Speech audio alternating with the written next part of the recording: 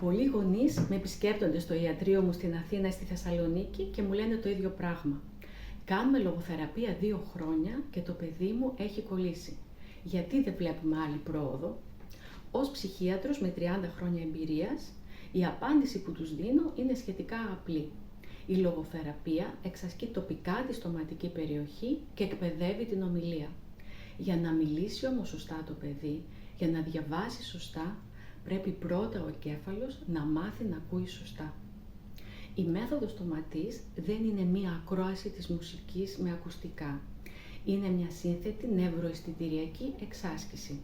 Στο ιατρείο μας διεγείρουμε, εξασκούμε τον εγκέφαλο ώστε να μάθει να επεξεργάζεται τα ηχητικά ερεθίσματα με ταχύτητα, απιστότητα και ακρίβεια.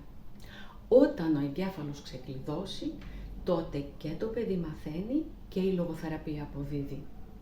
Όλα αυτά τα χρόνια που ασχολούμαι με την ειδική αγωγή, έχω δει παιδιά με δυσλεξία, ματησιακές διαταραχές, διάσπαση προσοχής να αλλάζουν ριζικά.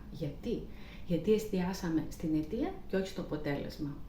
Αν το παιδί σας δυσκολεύεται στο σχολείο και νιώθετε ότι δεν εξελίσσεται, ελάτε να κάνουμε μία ακούστικο-ψυχοφωνολογική αξιολόγηση. Είμαι η Χριστίνα Λαμπριανίδου και σας περιμένω στο Ιατρείο Τοματής Αθήνας ή Θεσσαλονίκης για να βρούμε μαζί τη λύση.